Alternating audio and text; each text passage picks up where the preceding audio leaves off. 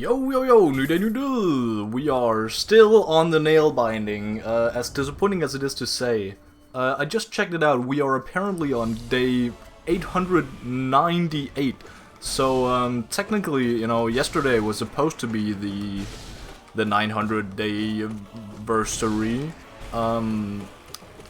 But seeing as the delay of my life happening, we have to delay it for tomorrow, I guess. Tomorrow we'll have a special guest on, or hopefully I will gaslight him to just complete the run for me. Anyway, what has happened today? Today, work has happened. It has been a long-ass day. I've been dangerously close to falling asleep several times. Pretty scary, wary stuff. Thankfully it's Friday tomorrow, so you know, shorter day, yahoo yahey. Also, I don't gotta worry about, you know, eating shit because it's Friday. They take care of it for me. Goated, but you know, not that goated. I'm not gonna be you know, running around. Whew. God, I heal so slowly still. It is horrible. Anyway, what has been the most horrifying part of today is not even work. It has been the ride, or the walk home, I guess, from the parking lot to the apartment. What's happened? I try to remember. I was almost fucking driven into by some guy who just kind of didn't stop. I don't really know. He you know, what's it called? Like a crosswalk, I guess. Fucking green light, red light. Holy fuck, that was an awful way to explain it. I pre-walked, and I only, like, I don't know, I only now realize how absolutely fucking stereotypical I looked. I had a booster in one hand, an AirPod in, and I walked as nonchalantly as I have ever walked before, and, you know, just, I don't know, I walked this crossroads, crossroads? I don't know, I've walked this intersection so many times that I just, I don't know, I know the, not the RNG, the, I don't know, how the fuck do you call it? Essentially, I also just kind of don't follow the walk path thing. Fuck you, damn. Because it's just, I don't know, it's easier. I gotta go down the road anyway, so I take a little detour and, you know, a little mini shortcut. But a guy in car did not fucking like that, so he obviously had to very, very passive-aggressively, not even passive-aggressively, it was just aggressively, almost run into me. And I kind of looked confused at, not him, but accidentally at his wife, who sat in the passenger seat.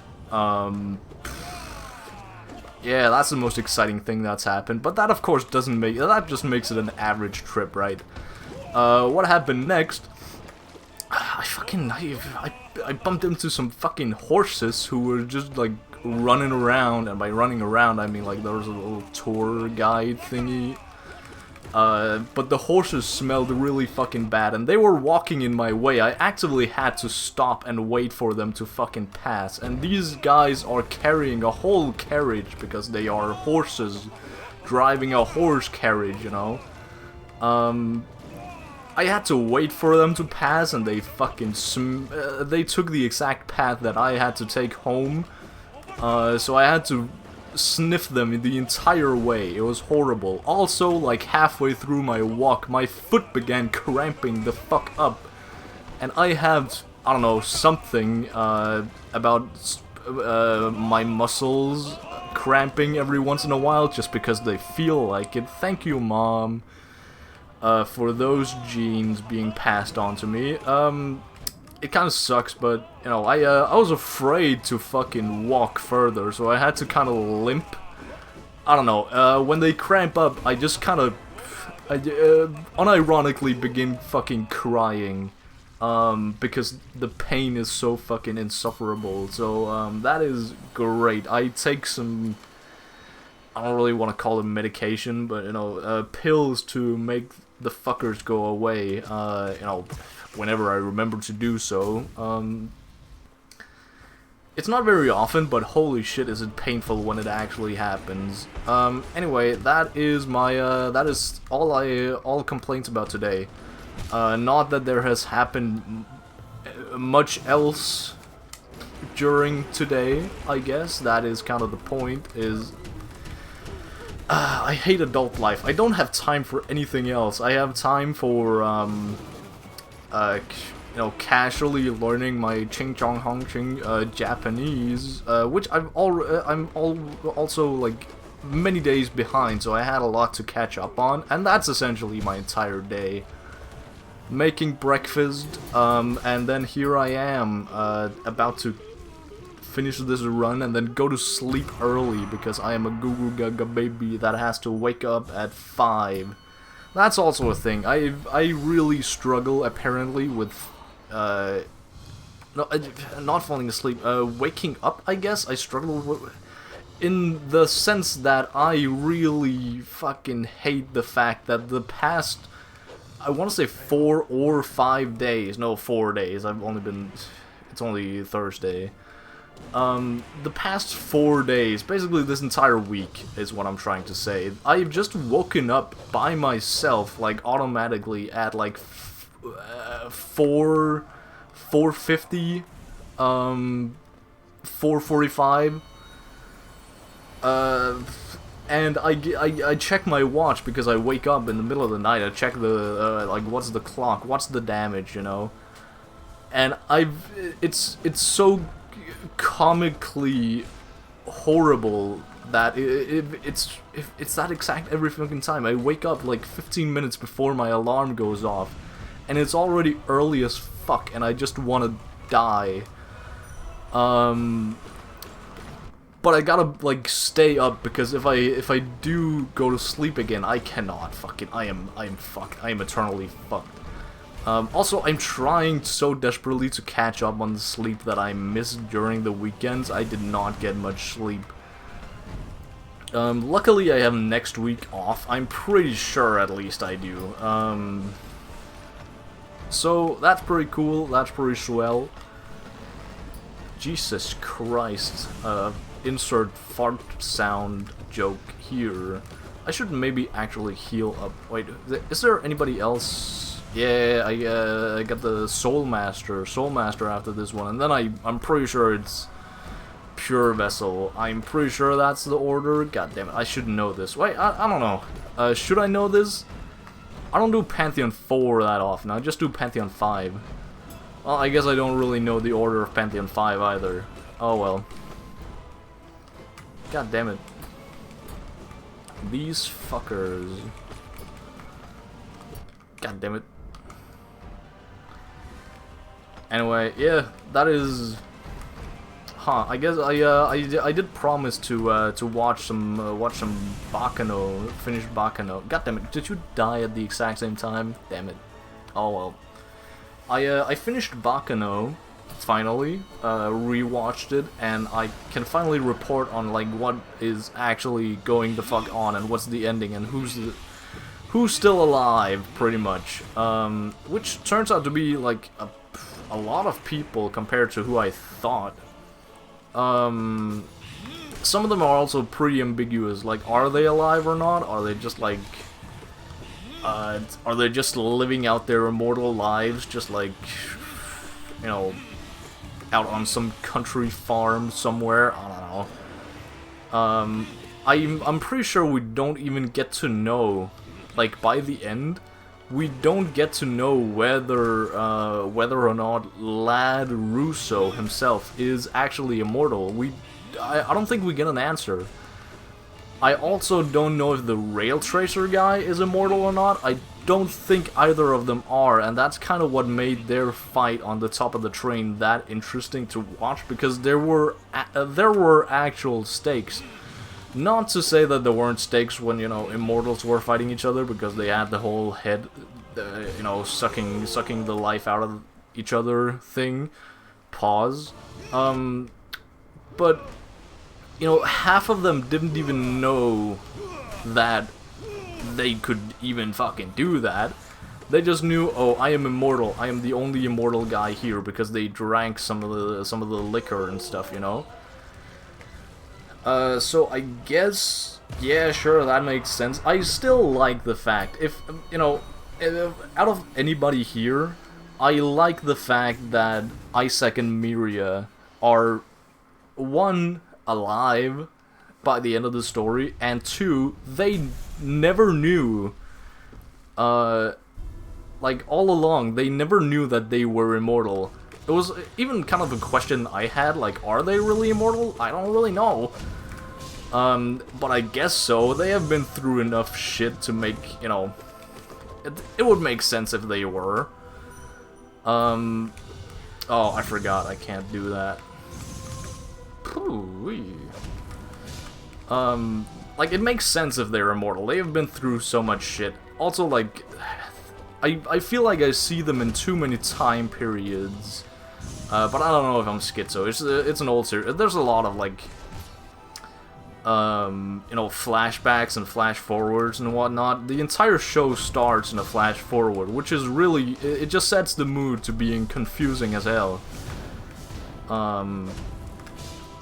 So, you know, that's a whole thing. Ooh, yeah, that was my own fault.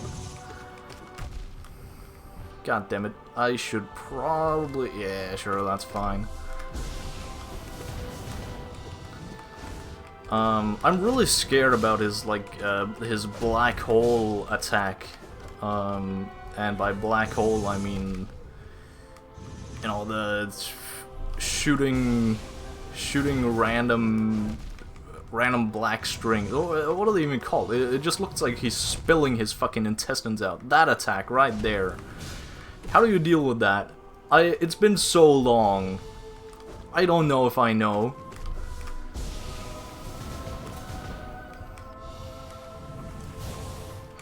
Oh, you just jump over it? That's the entire secret? Damn. I really need to get better at, like, you know, yeah, I can heal against the guy, but, like, I get hit immediately after. That's like that seems like a big problem. Oh, I'm taking a lot of chances here, I feel like. Oh well. I guess all in... God damn it. Ooh, that was dangerous. Ah, god damn it. I could have dashed through him. Maybe I could have dashed through him. God damn it. Anyway, we're doing another run because I feel like it. Anyway, Bakano, really, really good. But I already want to watch it again because it's just the countless like flashbacks and flash forwards there are. God damn it! Why did you have to be delayed? There are so many timelines and different plot lines also within the timelines to keep track of, and I just cannot keep track of them. If I could watch only one episode again though, it would have to be, I think it's episode 7, the flashback, essentially. Wow, thank you. But the big flashback, the earliest flashback, where we get the like on the ship when Misa and Cheslaw and what's his name, Celad, Quartez. I think there's somebody else. The guy that's with Firo and no, not Firo. The guy who's with Jacuzzi, Splod. Funny ass name. I like the guy. But essentially, they're on a ship like a fucking gazillion years ago, right? God damn it! I asked for that. Like in 17-something, they're on a ship and they summoned the fucking devil himself, and they asked to be immortal, essentially. You know, I'm paraphrasing, but that's essentially their bit. And they just end up summoning the guy, and they become immortal, and I don't think there's much other explanation about that, which I don't really need. Because that's not really what the story is about. The story is not about, like, the devil and his lore and, like, how he came to be and, you know, his whole backstory. I don't know. I don't care about that. I care about these guys and I care about the cool train robbery going on. And that's exactly it. Like, you don't get spoon-fed fucking anything in this show, which is both its greatest strength and greatest detriment. Because I feel like, you know, as much as I'm glazing this show, I feel like I definitely... I've become confused watching this, and this is even... I don't know if I mentioned this, this is a rewatch I'm doing. Granted, it's been like, you know, a couple of years since I watched it, but, you know, both the first time and second time around here and now, I still feel a bit confused as to, like, what happened. I feel way more clearly now about everything, just because I know, like, what to watch out for. But still, it's like, it's a fucking doozy to keep track of everything. What do you mean? What do you mean? This guy is fucking annoying. Luckily, he doesn't have that much health. That's something.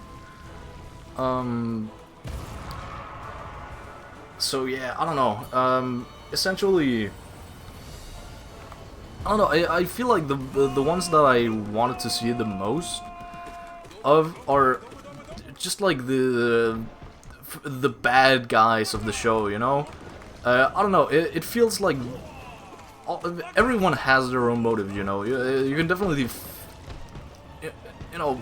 Some of them are just evil for the sake of being evil, but they're not like, oh, I am a dark and twisted character and deep down I make sense. No, they are evil guys and they themselves accept that they are just in it for the fucking killing and murdering people. I'm mainly talking about the Rail Tracer and Lad Russo here. I fucking love Lad Russo. I mainly love him for the fact that he pulled up in a white fucking... His entire gang has white suits on. Purely for the fact that then their enemies can see the sheer amounts of blood on them as they go around the train slaughtering people. And that instills, of course, a teeny tiny little bit of fear in those said people.